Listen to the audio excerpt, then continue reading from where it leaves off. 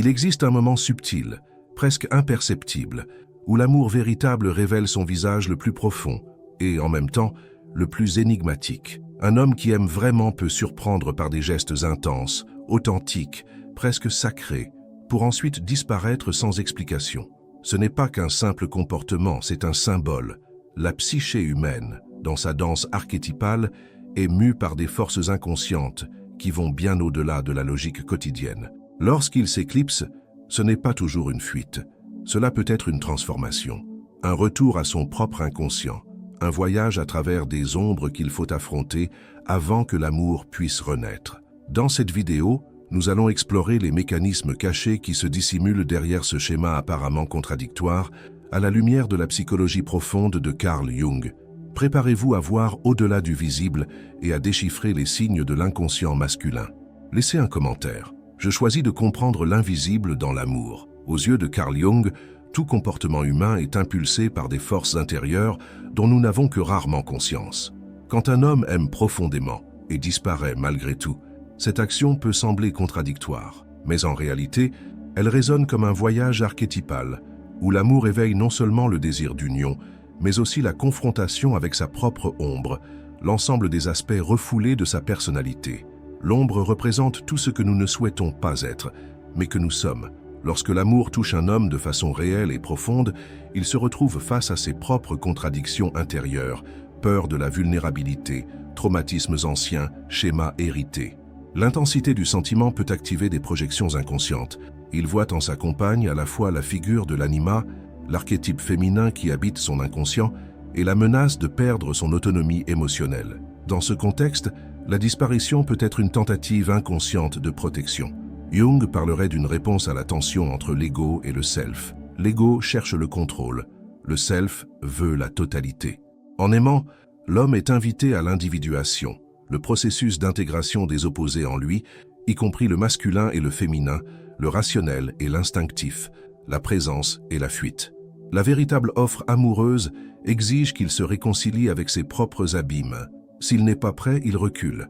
Non pas parce qu'il n'aime pas, mais parce qu'aimer vraiment implique de mourir à une ancienne identité. Ce retrait n'est pas une fin, mais une partie du processus de transformation. Jung nous enseigne que ce qui ressemble à une perte peut être, en vérité, le commencement de l'éveil. L'amour véritable a le pouvoir de révéler ce qu'un homme a passé sa vie à tenter de dissimuler, à lui-même et aux autres. Au moment où il se sent touché émotionnellement, son ombre commence à émerger. Jung décrit l'ombre comme la partie inconsciente de la personnalité qui contient tous les aspects refoulés, niés ou non développés. Et quand un homme aime profondément, cette force psychique s'active avec une intensité accrue. La rencontre avec l'autre, surtout quand cet autre suscite une connexion affective authentique, fonctionne comme un miroir. Le regard de la femme, sa présence, sa vulnérabilité, tout cela éveille des enregistrements internes qu'il ne comprend souvent pas. Ce qui était caché commence à bouger. Insécurité, peur, traumatisme d'enfance, blessures héritées. L'amour n'est pas confortable. Il arrache les masques. Et c'est précisément pour cette raison que beaucoup d'hommes reculent. Aimer dans ce contexte n'est pas simplement se livrer, c'est se confronter à des parts intérieures qui crient leur besoin de reconnaissance. Souvent, l'affection profonde que procure une femme active des mémoires émotionnelles qui sommeillaient, absence maternelle, rejet pincé, échec ancien, sentiment d'inadéquation. La femme ne fait rien de mal. Mais en l'aimant, elle l'invite à se regarder lui-même, et pour beaucoup c'est insupportable. L'ombre, lorsqu'elle est ignorée, sabote. Elle se manifeste sous forme de fuite, de silence, d'agressivité passive, de distance soudaine. L'homme ressent un conflit intérieur. D'un côté, le désir de se livrer aux sentiments. De l'autre, la nécessité de garder le contrôle sur son image et sur sa psyché. L'amour le rend vulnérable. Et cette vulnérabilité déclenche l'alarme de danger que porte l'ombre. Si tu te révèles, tu seras rejeté. Alors, il disparaît. Ce départ, bien que douloureux pour celle qui reste, peut se comprendre comme le reflet d'une incapacité momentanée à intégrer l'ombre. Il ne fuit pas la femme, il fuit ce qu'elle réveille en lui, et c'est profond. Jung nous invite à comprendre que toute relation significative nous place devant un choix, rester dans le confort de l'inconscience ou affronter les contenus qui émergent et nous transformer. Bien sûr, tous les hommes n'en ont pas conscience. La plupart agissent sous l'impulsion d'instincts inconscients, reproduisant des schémas appris. Certains disparaissent en espérant que le sentiment passerait. D'autres se persuadent que ce n'était pas censé arriver. Mais derrière ces récits rationnels, existe le drame archétypal de l'homme face à sa propre ombre. Et seuls ceux qui décident de l'affronter peuvent véritablement aimer. L'amour est alors une porte. Il n'exige pas la perfection, mais l'authenticité. Un homme qui aime et qui reste est celui qui accepte de plonger, tandis qu'un homme qui aime et disparaît n'est souvent pas encore prêt à affronter sa vérité intérieure. Il a besoin de temps, de silence, peut-être de souffrance, pour ensuite commencer à percevoir que sa fuite n'est pas de l'autre, mais de lui-même. Jung nous rappelle que rien de ce qui se passe dans l'âme n'est vain. Chaque éloignement, chaque silence, chaque fin apparente porte en elle la graine d'une possibilité plus grande, celle de la transformation. Lorsqu'un homme est touché par l'amour véritable, il ne peut plus redevenir ce qu'il était auparavant. Et même s'il disparaît, quelque chose en lui a déjà commencé à bouger. Telle est la puissance de l'amour comme miroir de l'ombre. Dans la psychologie analytique de Carl Jung, l'anima est l'archétype féminin présent dans l'inconscient de l'homme. Elle représente sa sensibilité, son intuition, sa capacité à se donner émotionnellement et sa connexion au monde intérieur. Quand un homme aime profondément, la figure de la femme qui le touche émotionnellement n'est pas seulement une personne, elle active également l'image de l'anima dans sa psyché. Cette rencontre peut être sublime, mais aussi profondément déstabilisante, car l'homme n'a pas seulement affaire à l'autre réel, mais au reflet symbolique de sa part féminine intérieure. L'activation de l'anima provoque un conflit intérieur. Elle invite l'homme à la vulnérabilité, au sentiment, au don émotionnel, des territoires où beaucoup ont été conditionnés à ne pas s'aventurer. Dès leur plus jeune âge, la société incite les hommes à réprimer leurs émotions, à adopter une posture de force, d'autocontrôle et de rationalité. Ainsi, quand l'amour véritable se présente et éveille l'anima, il menace également le château de défense construit au fil de toute une vie. Cette menace n'est pas rationnelle. Elle apparaît comme du malaise, de l'anxiété, une sensation de perte d'identité. L'homme se sent attiré par la profondeur de la relation, mais en même temps, a l'impression d'être englouti par quelque chose qu'il ne comprend pas. La présence de la femme qu'il aime devient un miroir de sa propre vulnérabilité, et cette image peut lui être insupportable, non pas parce qu'elle serait négative, mais parce qu'elle exige une ouverture émotionnelle. Corps s'ouvrir signifie s'exposer, prendre le risque d'être blessé, perdre le contrôle. La peur de la vulnérabilité dans ce contexte est la peur d'être touché en profondeur. L'anima invite l'homme à pénétrer en lui-même, dans le monde de l'âme, de l'intuition, des affects, mais cela exige qu'il se débarrasse d'anciennes armures. Cela demande qu'il se réconcilie avec tout ce qui a été nié, le pleur retenu, la tendresse réprimée, la fragilité jamais admise. Ce processus est pour beaucoup terrifiant. C'est pourquoi, même en aimant, il peut disparaître. Cet éloignement est souvent une tentative inconsciente de maintenir la psyché en équilibre, de protéger l'ego du risque de s'effondrer. Quand l'intensité de l'amour fait vibrer l'anima avec force, l'homme a l'impression de perdre pied. Et s'il n'a pas encore la structure intérieure pour y faire face, il recule. Il se replie non pas parce que son amour est faible, mais parce qu'il est trop fort. En s'éloignant, il tente de se retrouver. Peut-être qu'il ne le sait pas consciemment, mais quelque chose en lui pressent qu'il a besoin de silence, de distance, de temps. Dans cet isolement peut résider la souffrance, la confusion, le regret. Mais se trouve aussi l'opportunité de reconnaître ce qui a été activé, de commencer un processus d'intégration de l'anima, de donner vie à sa part intérieure négligée. La femme, en vivant cette disparition, peut ressentir rejet, abandon, dévaluation. Mais il est crucial de comprendre que, dans la plupart des cas, ce geste parle davantage de lui que d'elle. Elle n'a pas causé son éloignement, elle a été le miroir qui a révélé ce qu'il n'était pas prêt à voir. Le chemin de l'anima, dans l'âme masculine, est complexe. Il demande du temps, de la maturité, du courage. Un homme ne peut se livrer pleinement que lorsqu'il intègre cette dimension intérieure. Avant cela, il aime avec crainte, avec résistance, avec fuite. Mais l'amour véritable, justement parce qu'il est véritable, sème des graines qui peuvent germer même dans l'absence. Jung nous enseigne que tout éloignement porte un sens symbolique. Lorsqu'un homme disparaît après avoir aimé, il peut être appelé à rentrer en lui-même, à renouer avec son âme, à plonger dans la profondeur que représente l'anima. S'il accepte cet appel, il se transforme.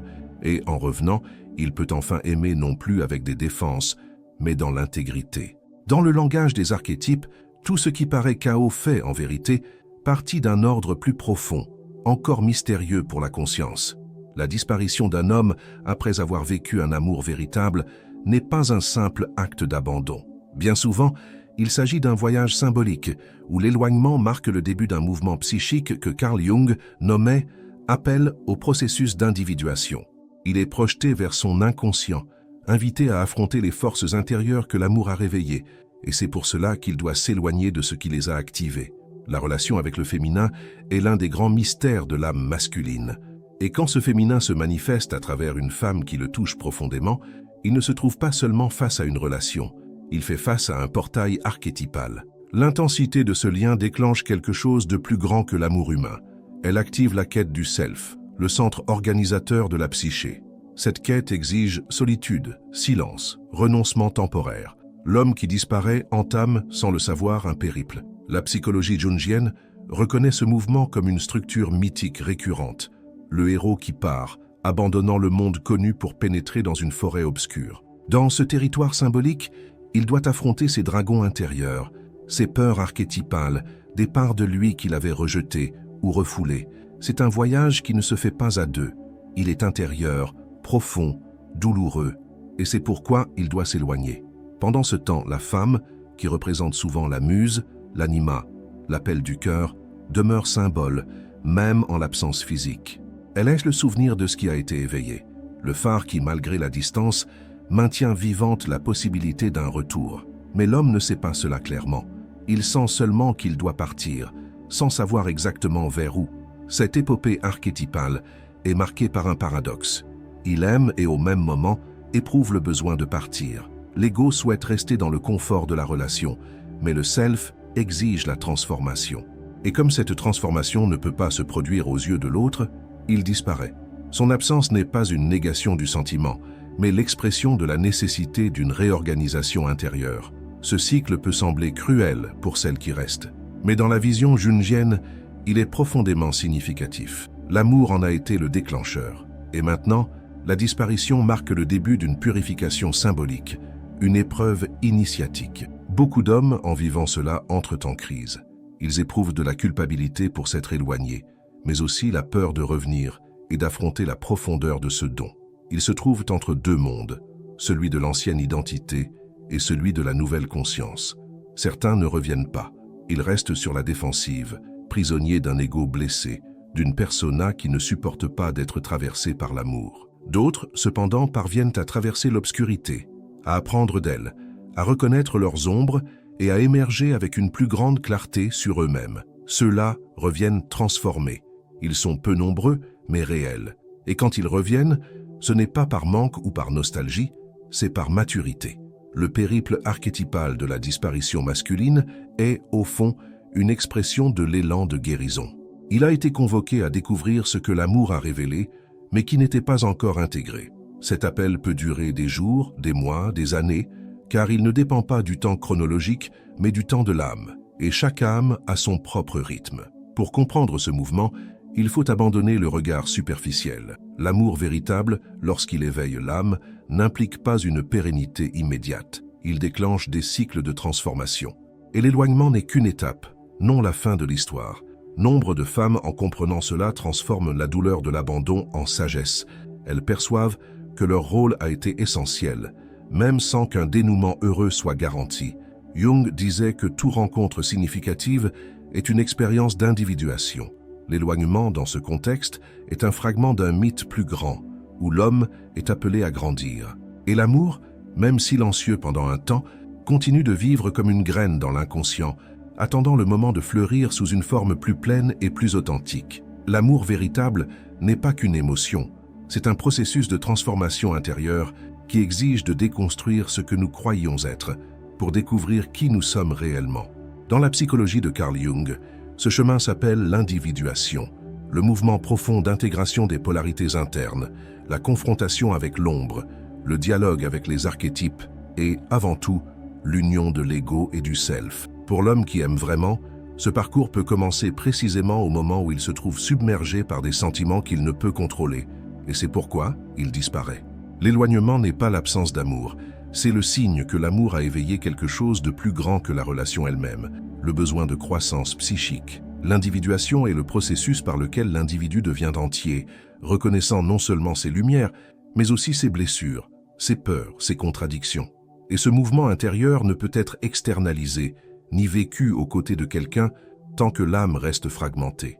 Pour beaucoup d'hommes, le début de ce processus survient justement après une rencontre amoureuse marquante. L'impact de la relation provoque des fractures dans l'ego, remet en question la persona, ébranle les structures rigides érigées pour se protéger de la douleur. L'amour avec sa force archétypale déstabilise le contrôle. Et c'est dans cette secousse que l'élan d'individuation surgit. Il ressent qu'il doit prendre du recul pour ne pas blesser, pour ne pas se blesser, pour comprendre ce qui se passe en lui. L'éloignement peut être douloureux, mais c'est aussi un espace de silence fertile. Dans ce temps, il commence, même inconsciemment, à explorer son intériorité. Il affronte des fantômes du passé, les attentes qu'il avait projetées, l'idéalisation de sa compagne comme symbole de l'anima. Il réalise à quel point il ne se connaît pas encore, à quel point il aime avec des parts manquantes, et non dans sa totalité. L'individuation exige qu'il prenne la responsabilité de ses émotions, qu'il cesse de projeter sur elles le salut ou la culpabilité. Dans ce cheminement, l'homme commence à s'intégrer. Il reconnaît sa fragilité sans perdre sa force. Il perçoit son ombre sans en être dominé. Il apprend à dialoguer avec son anima, non plus comme une image projetée sur la femme, mais comme une part vivante de sa psyché. Et ce n'est qu'alors qu'il peut revenir, non pas comme celui qui a besoin de l'amour pour se sentir entier, mais comme quelqu'un qui a déjà parcouru la route intérieure et qui choisit désormais d'aimer en toute conscience. Le véritable amour exige la plénitude. Sans individuation, la relation devient un terrain de projection, de dépendance, d'attente. Avec l'individuation, elle devient un espace de croissance mutuelle, de partage, de liberté affective. Un homme qui a traversé l'épreuve de l'âme n'aime plus par carence, mais comme expression de sa totalité. Il n'a pas besoin de la femme pour être sauvé, et c'est pourquoi il peut se livrer de manière authentique. Jung affirmait que ce que nous nions en nous, nous finissons par le rencontrer dans l'autre sous forme de destin. L'amour véritable contraint l'homme à cesser de fuir lui-même. La femme, par sa présence affective, n'est pas seulement une partenaire, elle est le catalyseur de la transformation. Mais le processus ne s'accomplit que lorsqu'il répond à l'appel de l'individuation. Cela prend du temps, des efforts, un affrontement intérieur. Et c'est pour cela que beaucoup disparaissent, car ils ne sont pas encore prêts pour ce voyage. Mais ceux qui reviennent, reviennent différents. Non pas parce qu'on les a convaincus, mais parce qu'ils ont été touchés. Parce qu'ils ont compris qu'aimer, c'est reconnaître l'autre sans se perdre, que l'intimité n'est possible que lorsqu'il y a conscience, que le lien véritable ne contraint pas, il renforce. Ces hommes, quand ils reviennent, ne répètent pas les schémas.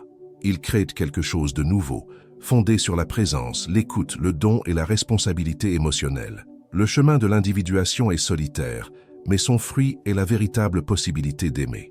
Un amour qui ne dépend pas, qui n'étouffe pas, qui n'échappe pas, mais qui demeure, parce qu'il a trouvé un terreau fertile dans une âme devenue entière. Ainsi, la disparition cesse d'être une fin pour être comprise comme le silence nécessaire précédant la renaissance. Lorsqu'un homme aime vraiment et disparaît, cela ne doit pas être interprété uniquement comme un rejet. À la lumière de la psychologie profonde de Carl Jung, ce mouvement révèle des couches cachées de l'âme masculine, en confrontation avec ses ombres, avec l'anima et avec l'appel inévitable à l'individuation. L'amour n'est pas la fin, c'est le début d'un processus de transformation psychique.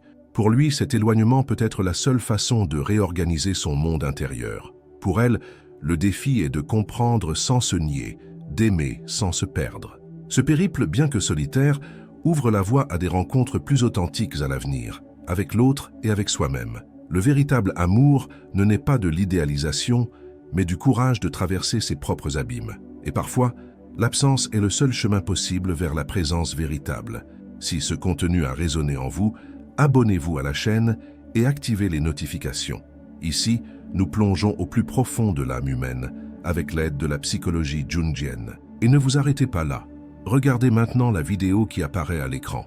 Elle pourrait être la prochaine étape de votre propre cheminement vers la connaissance de soi. Rappelez-vous, l'amour est transformation, et toute transformation commence à l'intérieur.